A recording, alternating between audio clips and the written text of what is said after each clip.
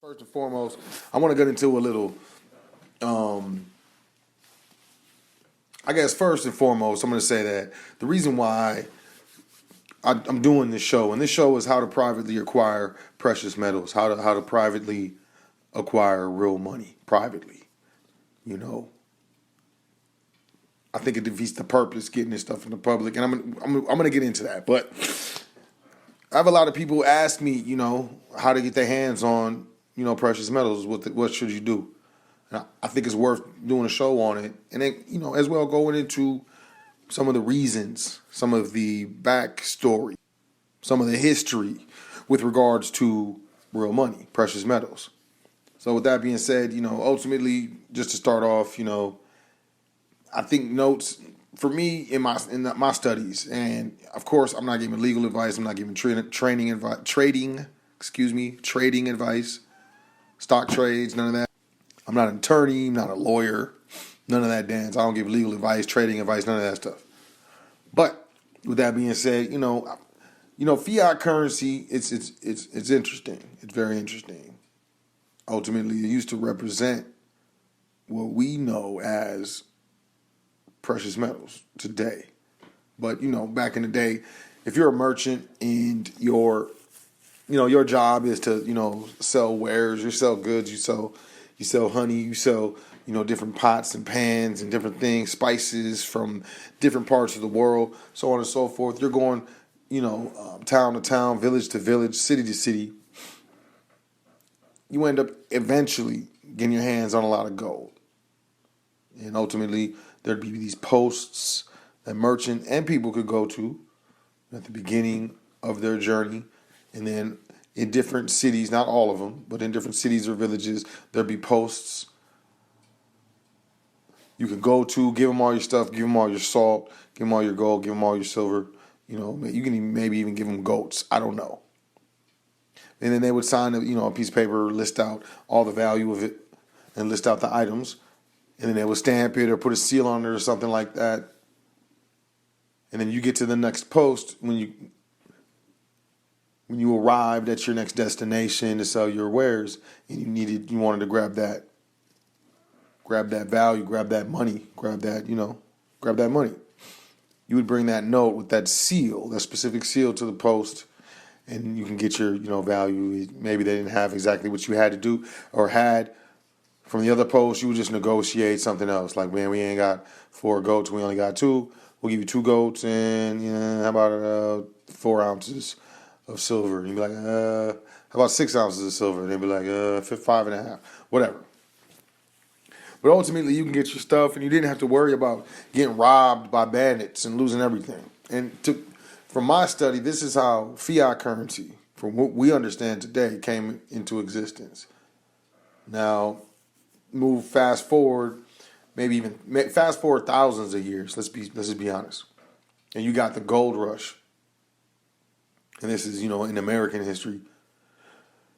And miners would go mine the gold, and they would put it in banks. And banks basically they just had vaults, and they had people who were who had guns, and they guarded these vaults with their lives ultimately, because there was a lot of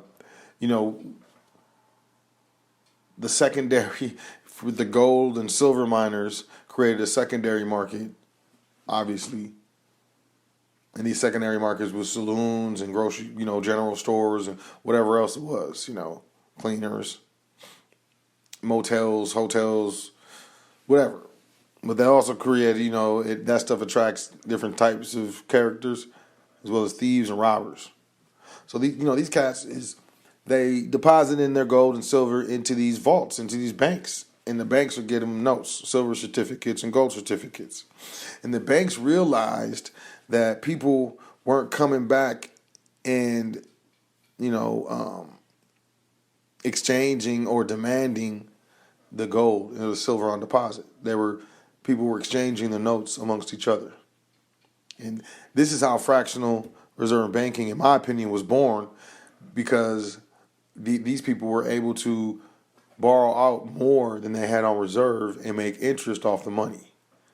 And as long as there wasn't a run on the banks, which means as long as A certain amount, like 50 or 60 or 70% of people who had notes didn't come to the bank, in the same day or in the same week and demand their gold and silver on deposit, everything would be fine.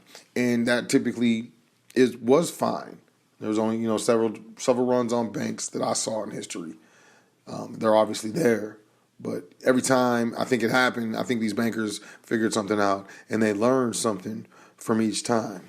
So, that's to me that, that's where notes come. But, back then there were certificates. There were silver certificates and gold certificates that represented, a deposit or certain value somewhere. And you can go and redeem these certificates and, get your silver and your gold that was on deposit. But, in 1937, and before that, there was all types of notes in circulations. Banks were making their own notes because they had gold and silver on deposit. Different states were making their own notes because they had silver and gold on deposit in their state treasuries. Cities, there was a lot of notes that were going on, back in the early, age or early time of the Americas. So this was heavy and very prevalent. And what they did, what the Federal Reserve did, is they put Federal Reserve notes out on par with silver certificates and gold certificates. And that's what they were doing. And I believe, don't quote me, but I believe the Federal Reserve had, a certain amount of money or a certain amount of real money, gold and silver, on deposit. And they put them on par. And people got used to them. Some people would accept them, some people wouldn't. But there was different notes that different people had. And, they pulled a fast one. And then when they did the whole so-called gold confiscation, they paid for gold. Well, they gave notes for gold, but they confiscated the silver. But ultimately, and most people don't know that, but ultimately, they exchanged the gold and the gold certificates, note for note, with Federal Reserve notes. This is what happened, and y'all can look it up. Hey, I could be tripping. I'm probably tripping. I'm probably telling y'all foolishness. And they confiscated the silver. And then once they got all the gold, or quote, all the gold, they immediately revalued the gold from, I think, $20 to $35. So it took, $20 an ounce to $25 an ounce. Or $25 an ounce to $35 an ounce or something. They revalued the joint. So basically, which is devalued the currency, devalued the Federal Reserve notes. I'm saying, and it's dirty. It's real dirty, right?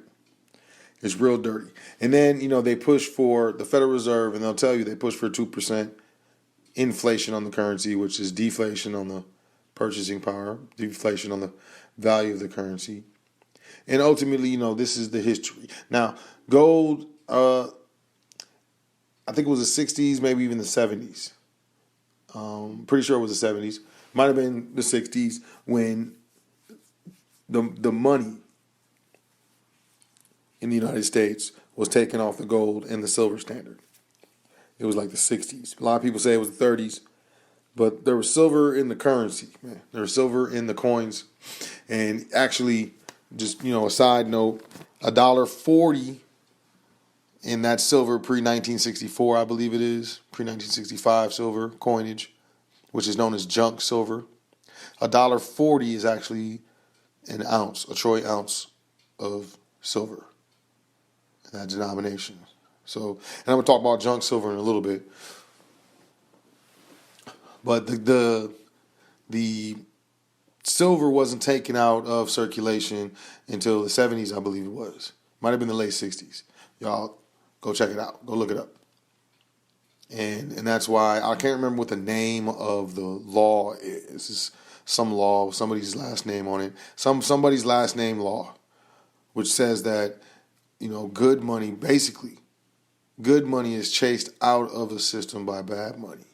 And what that means is, when they started introducing, coins into the currency, into the monetary system, into the public, that didn't have silver in the coins. The coins that did have silver in them, people started hoarding. People started holding on to. And, that bad money chased out the good money that was in the system. And this is known as junk silver, pre 1965 or 64 silver. And like I said, $1.40 of that is a troy ounce. It's good thing to know. So yeah, back in that, I think it was I'm pretty sure it was the 70s. Lyndon Johnson, Woodrow Wilson. I don't know. I don't remember who it was, which president that did it, but I'm pretty sure it was after Kennedy. The president after Kennedy, the one that took office after Kennedy, was assassinated in the United States. So that's when there was no real money in the currency. And since then, it's been a complete fiat currency. It's not backed by anything. It's backed by the full faith and credit of the people of the United States, is what the government says. But ultimately, and to me, that's the main thing and the main reason why precious metals are so important. Why constitutional, they call it constitutional silver coinage, or really constitutional money is important. In the Constitution of the United States, it says money is gold and silver. And these things are important to know beforehand because it puts things into perspective. Now, at this point, it takes 20 Federal Reserve notes to get 1 ounce, 1 troy ounce of silver. An American Eagle, which says $1 on it. So it takes 20 Federal Reserve notes around to get $1. If we want to be specific, 1 ounce of silver, $1 on an American Eagle. It says $1, 1 ounce. It takes about 20 Federal Reserve notes. It's crazy. It used to be 1-to-1, right? Check it out. And that's the devaluation of currency, if you can look at it in that specific realm. So how do we privately acquire precious metals? Because, when it comes to precious metals acquiring, there's a lot of websites, there's eBay, there's a lot, there's a lot of different ways to get your hands on precious metals. And when it comes to buying precious metals online, gold and silver, I do not recommend it at all. I think 100% you should not do it. But there's free will. You can do what you want. You're a grown-ass man. You're a grown-ass woman. You do what you want. Excuse my language. Well, you do what you want, but I wouldn't do it. I don't do it. I'm not, and I would say that you shouldn't do it out of respect, out of consideration. And that's because, it's tracked. If you use a debit card or a credit card, the transactions on the statement, the shipping address is, in the servers of that company, the amount of the precious metals is easily found or ascertained, or at least extrapolated, based upon the amount that was spent, the record. So you got the address of where it went, you got how much was spent, and if you can look at the statements, it's going to say how much precious metals was purchased on the card, the debit card. Same thing with ACH, automatic clearinghouse. If you do, a check, or wire, it's the same thing. They see where the wire went. They see how much it was, and if it's a precious metals company or something like that, come on, let's just be honest. And they see where it was sent, and then that information over time is. Man, come on, let's just be honest. That information over time is aggregated. It's aggregated. It's obtained. It's kept, and can be looked at and looked through at any time in the future. 20 years, 10 years, 5 months, 6 months, 2 days. At any time in the future. So when it comes to buying precious metals, purchasing or exchanging into precious metals online, through a retailer, I don't recommend it. 2, I don't recommend using a debit card or a credit card or a check specifically to purchase precious metals in person. You know, I don't recommend it. There's 7 ways. Yeah, I'm gonna say 5. Let's stick with 5. There's 5 ways to get your hands on precious metals. You can find it. That's 1. You can inherit it.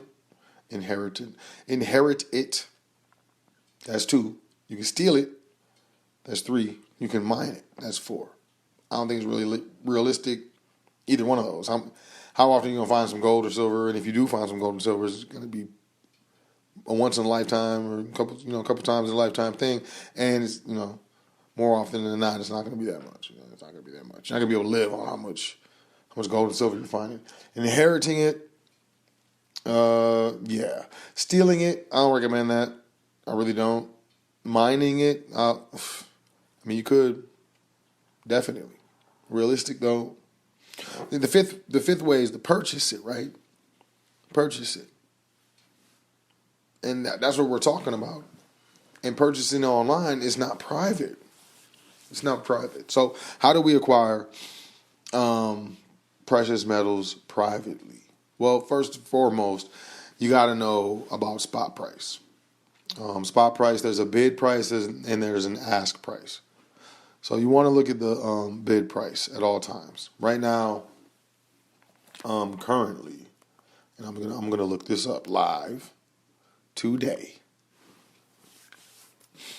Right now, currently, gold is at $1,647.80. Silver's at $8. I wish we all wish. Silver's at $18.08. And that's the ask price. The bid price for gold is $1,646.80. So there's a dollar difference between the bid and the ask price in gold. Silver, the bid price is $17.98. So there's 10 cents between the bid price and the ask price of silver. So we got to understand that. So typically we're always going to look at the bid price, which is $1 less than the ask price in gold and 10 cents less than the ask price in silver. So we got to understand that. Then we got to understand that that's spot price. So spot price is the ask price that you see when you look at the current prices of gold and silver. You're going to see the spot price, the ask price. Now, there's a premium on top of silver and gold when you go to purchase it. And that premium, especially when you're dealing with rounds, gold bars, stuff like that, that premium is what you're told is the cost of production, mining and production in shipping. Cool, fine. So, and then other things, of course, whatever they want to say. Typically, the premium on silver is going to be $1 to $2 above the ask price. The bid price. And typically, the premium on gold, when you go to buy gold per ounce, is going to be around, I would say between $30 and $40 to $50, depending on what type of item you're getting. Now, you might go and they'd be like, oh, this is from ancient Rome, and this is a gold piece, blah, blah, blah, blah, and it's $20,000. So basically what they're saying is the value of the gold is the bid price, which is going to be $1,600. But then the $20,000 or whatever, on top of this, the $18,400 or whatever, I don't know, whatever, I might be off a little bit, is the premium that you're paying. And that premium is because it's from ancient Rome and it's blah, blah, blah. And I don't really like premiums, but there's a premium on almost all precious metals. So you want to get the lowest premium. And the best way to get the lowest premium is to get the stuff that doesn't have any nostalgia. It's not super old. We don't care. I want the intrinsic value, which is the precious metal itself. Well, how much is it? It's an ounce. Okay, so how much are ounces going for today? I don't care about Rome. I don't care about ancient Egypt. How much are they going for today? Okay, that's what I'm trying to pay with a little bit of premium because I understand the game. Now, when you go to these spots, they're going to be playing a premium. So they're going to be charging a premium. So I want y'all to know that there's a little premium on gold and there's a little premium on silver. And even when you start getting to fractionalize, you get fractional ounces. The premiums go up. The smaller the fractions get. The premiums go down. The higher the fractions you get. So if you get more than an ounce, you get 10 ounces. In gold, you get a kilo or 10 kilo bar. The higher, the fractions of the items you're getting the premium is gonna go down. So understand that. Take that in consideration as well. So when you walk in anywhere, if you're purchasing gold and silver anywhere, I just want you to understand what you're paying for, and there's a premium on that stuff. Now, how you acquire it privately? Obviously, you're gonna pay cash for gold and silver. It's gonna be cash. Cash obviously isn't traceable unless you say it, unless you claim it, unless you tell on yourself. It's not really traceable. It may be traceable as far as where you got it from. You got it from your job. You pull cash out of your bank account. It's not traceable what you did with it, unless you tell on yourself. So that's number one. Obviously, okay, we're paying in cash, or you can trade. You can definitely barter. It's going to be harder unless you have some other precious metal or something other of value. But you want to be careful. Definitely want to be careful when you're bartering. But more often you're going to pay cash, and more often you're going to go to an establishment. Now, this is what I'm saying. This is how I privately acquire precious metals. I personally do not go to dealers. I don't go to people who are known for selling bars and coins and stuff like that, and that's really all they do. I'm just hey, we're a precious metals dealer, and that's what we do. You can go to the the United States USMint.gov, the Mint, and they have a locator where you can locate dealers, where you can buy the American Eagle coins and other things that the Mint creates, the United States Mint produces, and they'll direct. I think you put in your zip code or something, and they'll direct you. They'll put up a list of certified U.S. mint dealers that you can go to purchase gold and silver. These people are going to charge crazy premiums on top of what you're buying, and I'm telling you, 9 times out of 10, you want to check your jurisdiction. If you pay tax on precious metals,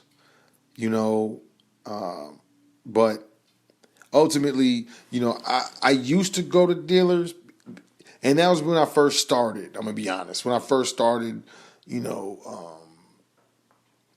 saving, on behalf of my private estate in precious metals, I went to dealers. I didn't really know too much. I didn't know enough about it. I felt I didn't want to get scammed, get some stuff. I don't know. I don't know what's real. I don't know what's not. I just, I know we need to grab this gold. We need to grab this silver. So I went to dealers at first. I'm just gonna be honest, and this is from experience. That's why this ain't no legal advice or trading advice. But I went to dealers and stuff because I felt more comfortable, and these dealers obviously are more reputable. But as I persisted and grew and gained more knowledge, I learned some things.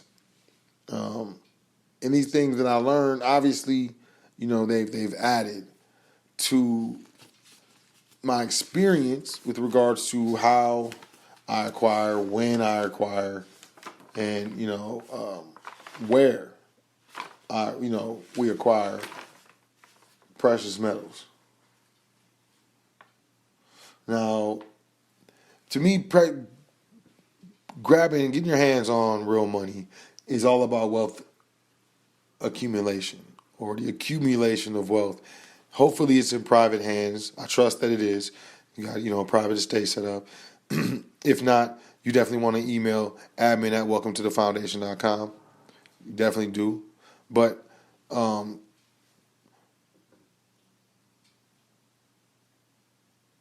these phases of wealth, these three phases of wealth accumulation, are relatively unknown. But you know me. So the first phase is the accumulation phase. It's when you're accumulating wealth. Second phase is the leverage phase, when you leverage your wealth to get more wealth. And the third phase is the supply and demand phase. And that's when, you have, the ability to take advantage of supply and demand.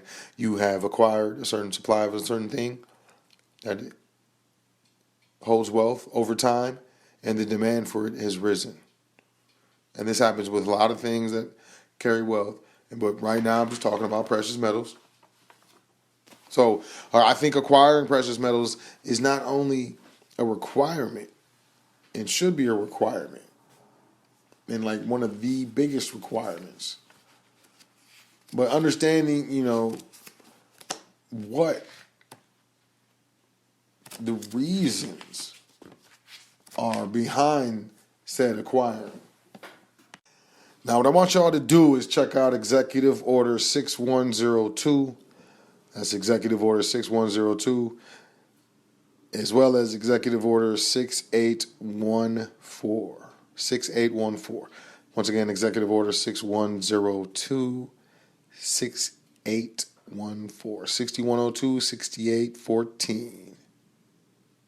And I want you to understand, there's hard mining. Hard mining of, metals, precious metals is, obviously going into the ground, grabbing, the ore and refining the ore, and that's hard mining. I want you to be able to also recognize soft mining activities. Soft mining activities is that we buy gold stuff that you see around your neighborhood and in the malls. We buy gold, cash for gold. That's a soft mining activity. And I want you to understand that currency ultimately and fundamentally is worthless. And those who understand and know this. And if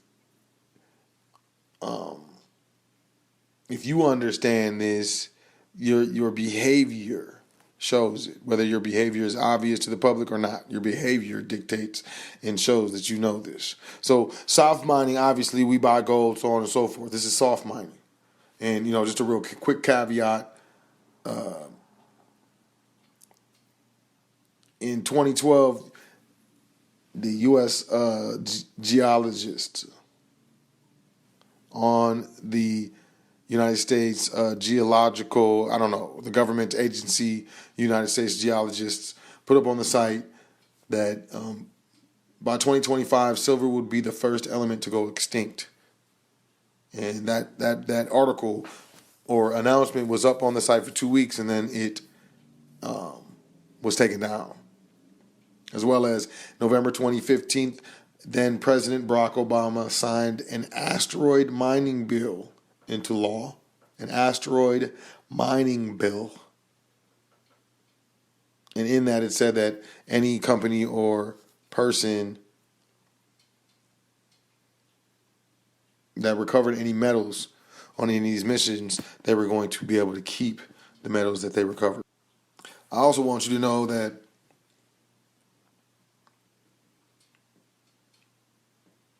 one Tomahawk Missile has over 500 ounces of silver.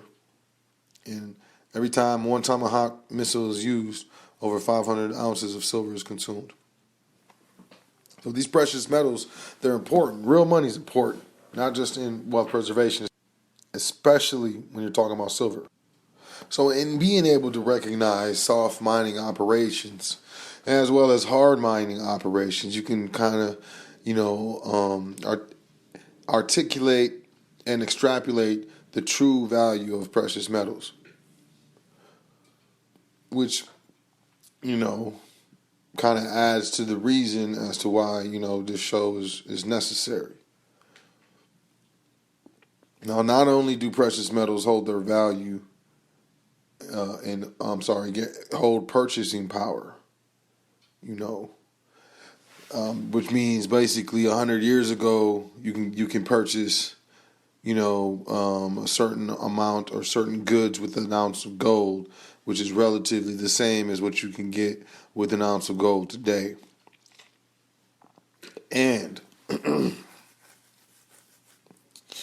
Purchasing power is important, especially when you're dealing with a currency whose or the owners of said currency or regulators of said currency are pushing for inflation on the currency over time. 2% a year, 5 years is 10%, 10 years is 20%. That's loss of purchasing power in the currency. This stuff is important. So understanding, precious metals, understanding that we're only interested in the metal, we're not interested in paying any extra premiums due to historical value or any of that stuff. Not saying that stuff isn't valuable, and not saying that. We're just looking to make the foundation dance. But as far as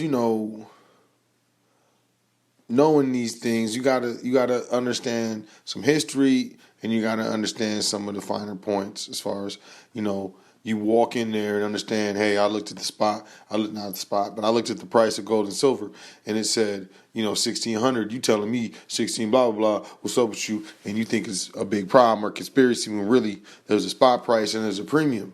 There's a premium on the spot price. So we need to know these things. When it comes to knowing the price of gold and silver, I think the best place and the easiest place to go is Kitco.com, Kitco.com. You can click on all metals or metals quotes, all metals quotes, and it'll tell you the price of the precious metals markets. Now, they also sell gold and silver, but I wouldn't do it unless I wouldn't do it. It's the easy place to go and see the precious metals markets. I think they got an app for your phone and stuff you can download, and you can just pull it up, when you grabbing precious metals. So when it comes to, privately acquiring precious metals, you can go to dealers, you can. But, these dealers are buying them straight from the treasury, and the treasury is charging premiums on top of the price because they manufactured it. They had to do all this stuff to do it, and blah, blah, blah, blah, blah, blah. So, they charge a premium. It's a product. So the dealers pass that premium on to customers. So, you can definitely, and that's a private way. You can go to the dealer, pay cash. Go in person, pay cash. That's definitely private. Me personally, though, and this is why I told you all about soft mining. And I want y'all to understand the value of metals ultimately. I don't know if y'all remember. Y'all should look at this up. But during the Obama administration, there was a program called Cash for Clunkers. And basically, which was they gave individuals like a $7,500 voucher or something. I think it was, man. Y'all got to look this up. And they wanted the clunkers, though. You had to trade in your old car. And then they gave you this voucher for $7,500 towards your new car. So you're about to go in debt. You got to take out a loan or maybe, put some money on top of that. Either way. But you get a $7,500 voucher to a new car. And what they did is they took them old cars. And those cars, they had to be a certain age, And if it was older than a certain year, then it didn't count as a clunker. But they wanted all the steel. And at that time, they owed money to China. The United States had to pay China some money. They wasn't accepting the currency. They wanted to be paid in metals. So they instituted, and this, the Chinese embassy assisted in this policy, in this program. I'm telling you, I think maybe that's where the idea came from. I can't remember exactly. So during the Obama administration, the federal program for cash for clunkers, they took these old cars. Remember them old cars? We got them old cars. They still around. I ain't gonna say they gone. They all gone. A lot of people held on to their stuff. They smart. People smart. But man, these bumpers these days, they all plastic and stuff. Them old cars, that bumper was steel. That bumper was, man, good luck trying to, man, you run into an old car, you totaling your whip. You totaling your little Porsche. Anyways, they took them old clunkers with all that steel, that thick steel on them cars, and they crushed them and they sent them to China for payment. Look it up, man. Look it up. I might be crazy. Looney Tunes over here just telling nonsense, foolishness. Look it up. I'm serious. But this is the value of metals, and not just precious metals. Steel is valuable. Copper is valuable. But I stick to gold and silver, really, realistically.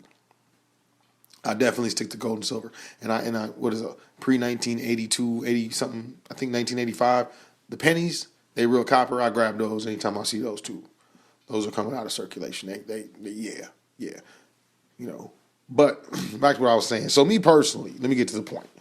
Because I already told y'all how you can, cash obviously is how you privately acquire precious metals. But I'm gonna tell you this, and this is the reason why I put y'all on the game with regards to soft mining and we buy gold. Go to them spots. Go to the spots we buy gold and go to pawn shops. And I'm gonna tell you why. Because you have the information now. You know what the difference between the bid price and the ask price is. You know that there's a small premium on silver and a small premium on gold, and you know the range of the premium. And I'm gonna tell you this: American Eagles is gonna have a higher premium because they're more recognizable. Blah blah blah blah blah blah blah blah. But American Eagles are so an ounce of silver American Eagle is going to be a little bit more than a round, like a generic round coin of of silver versus an American Eagle. It's going to be a little bit more expensive. But you go to these spots, man, and when you know what spot price, you know how to tell them spot price, you know what bid, the difference between bid and ask, you know that they're dealing with the bid price, and you know that you're looking just for the intrinsic value.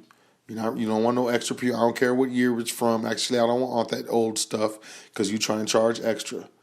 And on top of that, the main thing is you know about the premiums that the dealers have to pay when they buy it from the mint, right? They have to pay a premium. They got to pay because, we manufacture it. We got to pay for the manufacturing and the shipping, and there's costs on top of the actual silver price. And they pass that along to the dealers. Well, these soft miners, the pawn shops, and the we buy gold shops, they don't buy it from the dealers. They buy it from you. They buy it from me. They're soft miners. They're getting that stuff off the street. So they're not paying premium. And there's a thing called melt price. Melt price.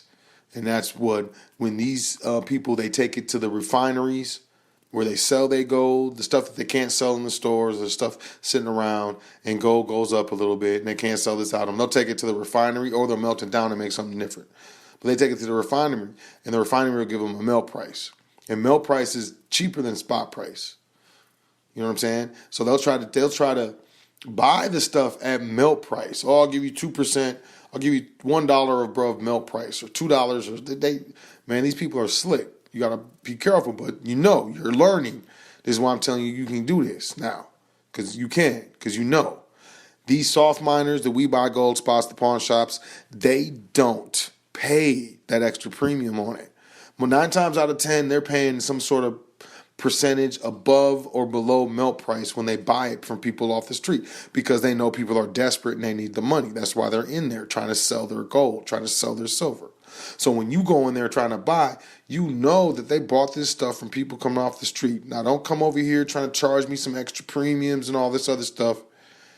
You didn't pay those premiums because you didn't get it from the dealer. You got it from someone off the street and you paid something melt price, probably 2% above melt price or something like that. I want to be a regular customer. I'm going to come in a lot, but work with me. Come on now. This is how I buy or privately acquire precious metals.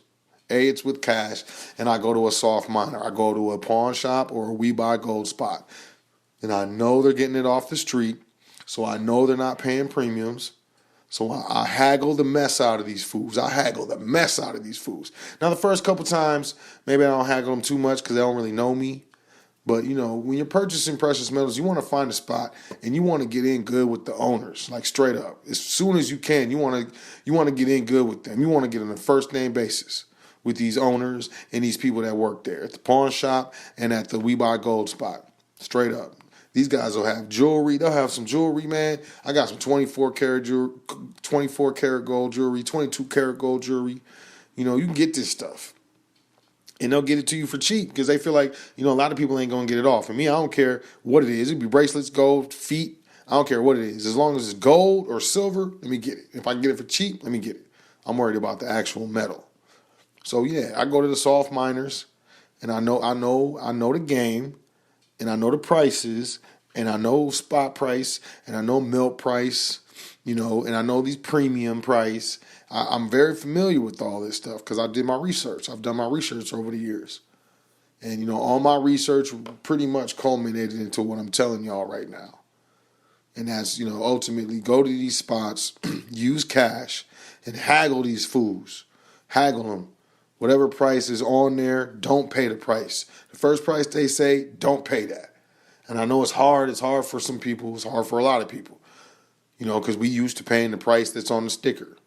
But no, don't go into the pawn shop and don't go into the We Buy Gold spot and pay the price on there. Now, me personally, I'm only interested in American Eagles. And I'm going to tell you why. In 1984, the Internal Revenue Service proposed legislation that numismatic coins were non-confiscatable. And you're going to hear a lot about numismatic coins. There's numismatic value. Basically, that's the premium of historic. Usually it's going to be a historic value. It's going to be some old coin that's gold or silver, and they're going to say it's numismatic and it's worth $20,000. Man, I stay away from that stuff. But that's not true numismatic. I'm going to tell you why. In 1984, the Internal Revenue Service proposed legislation that numismatic coins were non-confiscatable. Public Law 99-61. It's 99 Statute 113. 99th Congress. This is the Statute of Liberty Ellis Island commemorative coins. And this is 1985.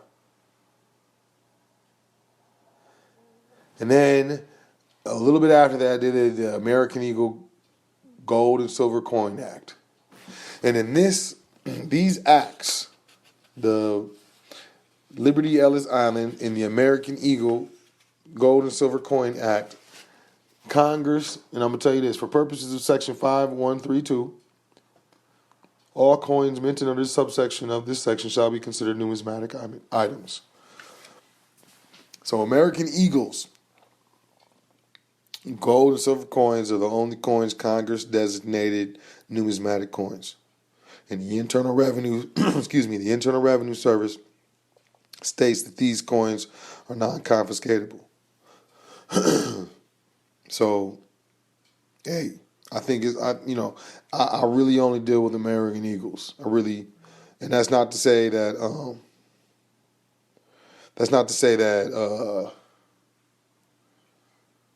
I'm not interested in any other type of silver and gold, but my main focus and stuff is on American Eagles, and that's, y'all can look that up, look it up, 1985. And I think in 1986 they did the silver Eagles, and in '85 they did the gold. They did the gold ones, so y'all can look that up. And that's just the Ellis Island one. I didn't look up the American Eagles ones, but these are the only coins designated numismatic by Congress, the only ones, and I think that's very powerful. These years and years of research and study with regards to this stuff, and as far as being on the private side and whatnot. And, I don't play games with this stuff. It's not a gimmick. This stuff is a lifestyle. I don't play around with this. This ain't no game. Not for me anyways. I'm not trying to look cool or sound smart or anything like that. I'm handling my business as far as I'm concerned and as far as I understand with regards to my family and my legacy. I have a specific responsibility. So this stuff is real, and, I think, seeking it, and you shall find, ask and you shall receive, But that's how I privately acquire, precious metals. How I privately acquire, real money. How I exchange these, to me, worthless fiat paper for real silver and gold. And I know it's, it's a lot of notes. But I guess the biggest thing is, this is a savings. This is savings. My state, there's no savings accounts in any of the trusts in any of the states accounts or anything like that. There ain't no savings accounts. We save in real money. We save in gold and silver. It's a hedge against the paper money. There's insurance for everything else. You got car insurance, renter's insurance, homeowner's insurance, health insurance. Gold and silver is insurance for the paper money. There's no counterparty risk. The gold is right there. The silver is right there. And you got to go to somebody and say, can I get my gold? Can I get my silver? Got it. It's right there. And it's just a savings.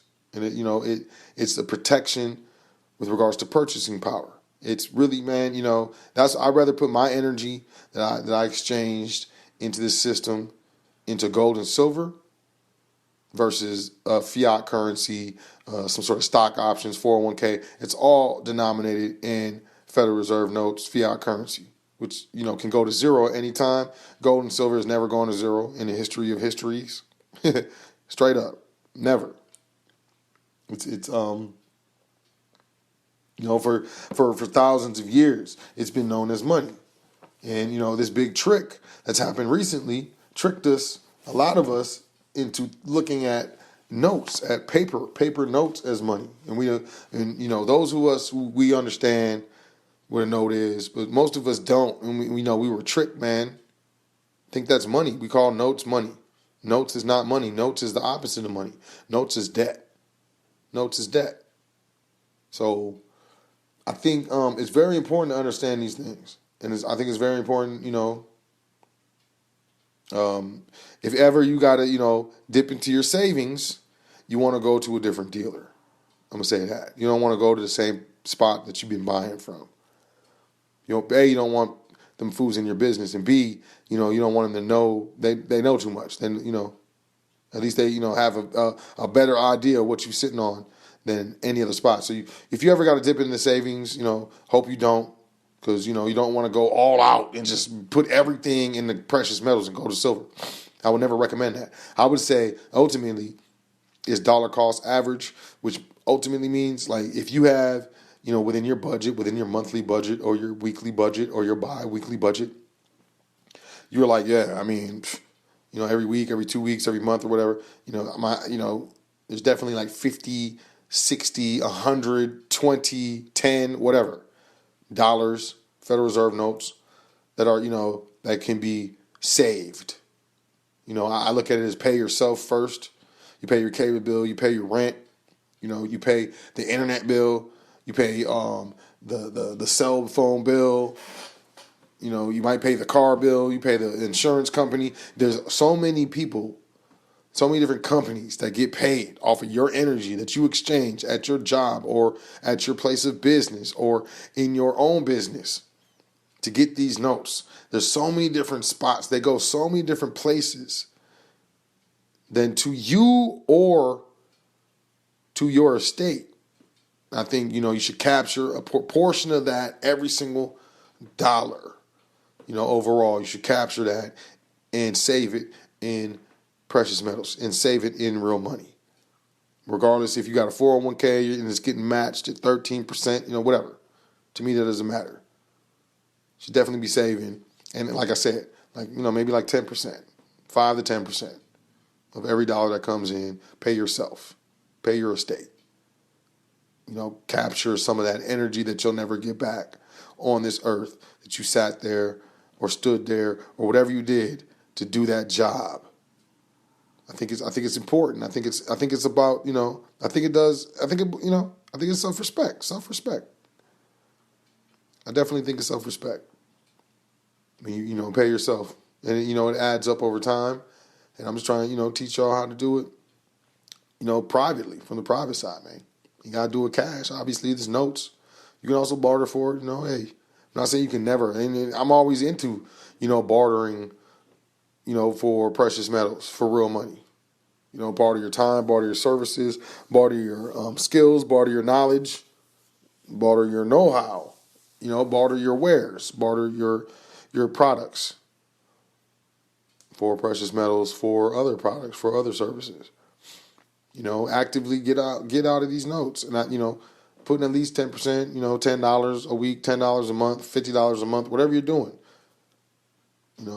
Put that in some precious metals. If you have savings, put 10% of it in precious metals. Don't go crazy.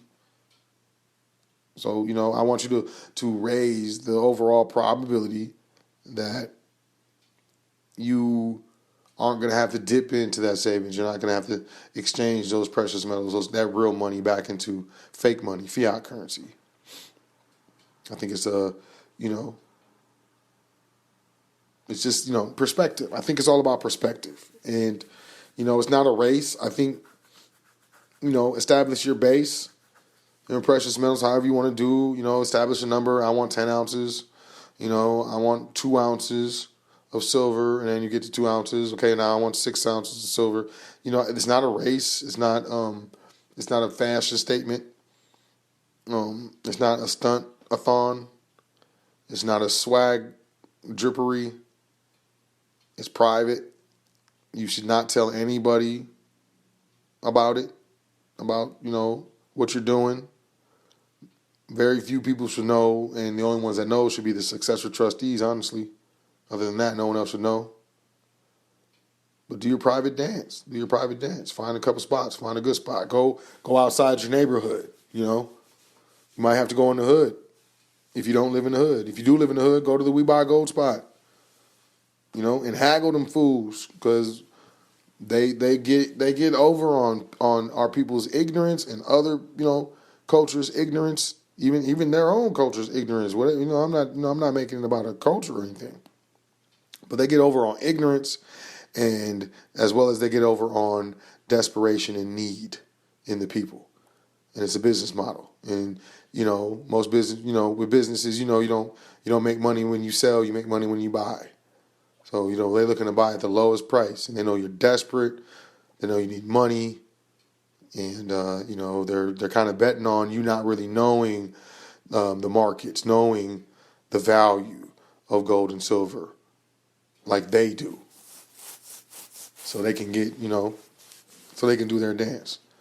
So haggle them fools. You go to the pawn shop. And another thing, I go to the pawn shop and I go to the We Buy Gold spots because, I think it's a very low probability that these cats is going to be selling me fake gold, because I don't think they're buying fake gold. I think they're testing it. I know they're testing it. It's a business model for them.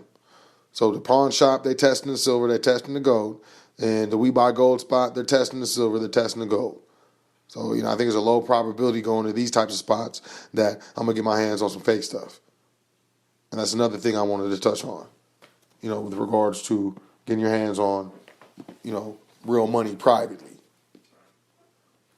I think it's a big deal. And I think it's something that's not really talked about. And, sure, we don't talk about it. I think money ultimately is inherently a private thing, and a lot of people don't talk about it. You got people in family members. People in families don't even talk about money with family. And I get it, but ultimately, there's got to be some sort of conditions and some sort of setting, some sort of, I guess, jurisdiction where talking about money is cool. And that's, especially when you got a private estate, when you got a business trust, when you got a family trust. In the board of trustees is sitting down and his family members, and they're talking about the income and the assets of the estate. I think that's a different circumstance. I'm talking about the private individual's assets and money. We're talking about the money within the estate, within the family trust, within the different business trusts and stuff like that. So being private, not only purchasing precious metals, but having private entities to do business with and to organize your private estate and hold assets and protect wealth, for future generations and for current administration is important. And if you got your precious metals, where are you going to title them to? If you have a car, where is it titled? Is it titled in a public entity or not? Birth certificate, does it have a state seal or does it have a private family seal on the birth certificate? I'm just asking. And all of our stuff, is titled in these public entities, and we wonder why we're being treated a certain way, and why we don't know. And yes, racism exists, classism exists, but when it comes to the system, that's moneyism, and that's knowledgeism. It really is. Really, really is. So, I encourage you to get into trustee training. I encourage you to email us at admin@welcometothefoundation.com. I encourage you to take advantage of, the offer that the foundation has right now with regards to 25% off all offerings, with regards to fiat donations and 55 off all offerings with regards to donations made in real money, precious metals, American Eagles Silver, American Eagle Gold. And you'll definitely want to email admin at welcometothefoundation.com to take advantage of the offering, 25% off, 55% off, respectfully. And that's, when it's 55% off, we're talking about gold and silver. That does not include shipping, does not include tax. That's on y'all. It's going to be on y'all. It's not tax and shipping is not on the foundation. So, I think at the very least, if we're going to have that type of offering here at the foundation, it's important that we,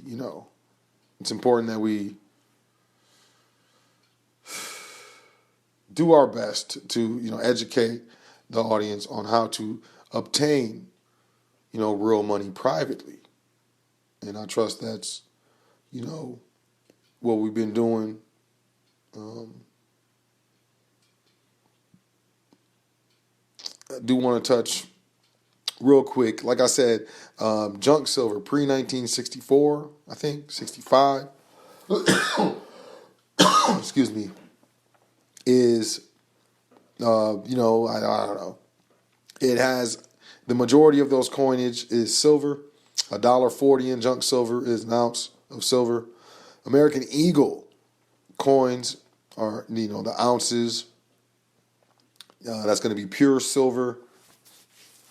You want to go to pawn shops. We buy gold spots. These guys are purchasing from the secondary market, and they don't have to pay the dealer or the producer premiums. And with this knowledge, you can go and get really good prices, especially if you're, we don't care what it looks like. It can be tarnished. I don't care if it's tarnished. Matter of fact, I want it to be tarnished. I don't want to pay because it's shiny. I want to pay because it's old.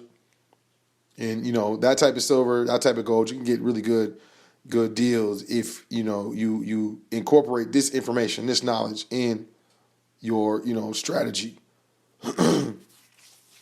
So they're not playing the premiums. Plus, they're usually not going to buy some fake stuff. They're not going to buy some fake stuff. And, it's good to know the history. It's good to know where these notes came from. And, that's just hey, that's what we're looking to do over here. So, I trust y'all enjoyed the show. I trust y'all enjoyed this, episode of the Foundation. I apologize for those who were checking out the live show and had to deal with the technical difficulties, but, hopefully this sorted everything out. And, I really went over everything else and went into a little bit more. So, this should be sufficient. If not, admin at welcometothefoundation.com. 55% off with precious metals, real money, American Eagles silver, American Eagles gold, or 25% off everything being offered by the foundation. And you're going to want to email to take advantage, to accept that offer. That includes consultations as well. And that is till the 29th midnight. Got a couple days, y'all. I'm going to send out an email blast to everybody reminding everyone what's going on. And, I trust that you can take advantage of the current offer, accept the offer. With that being said, I appreciate y'all checking out the show. Been over 4 years on high frequency. It's really dope. And, I definitely thank y'all. I thank the regular listeners, whether live or archive. I really appreciate y'all. I love y'all. This y'all the reason why I do the show. And, I definitely want to hear from y'all, whether email or live or whatever. Tell me about your experiences. And I always love hearing, how the foundation has, helped you out, whether that's, privately or, through the shows. I always love hearing that. It really inspires me to continue and inspires me to, continue to bring good content, blah, blah. So, with that being said, I really love y'all. I appreciate y'all. Y'all enjoy y'all week. Do y'all dance. Take care of yourself. Go easy on yourself. And, enjoy yourself. I want you to say 10 things that you're thankful for before you go to sleep. And, I'll catch y'all next week. Check me out. Same time, Same network, High Frequency Radio Network. You've been listening to The Foundation on High Frequency Radio Network. My name is Sot L, and I'm out. Appreciate y'all. Peace.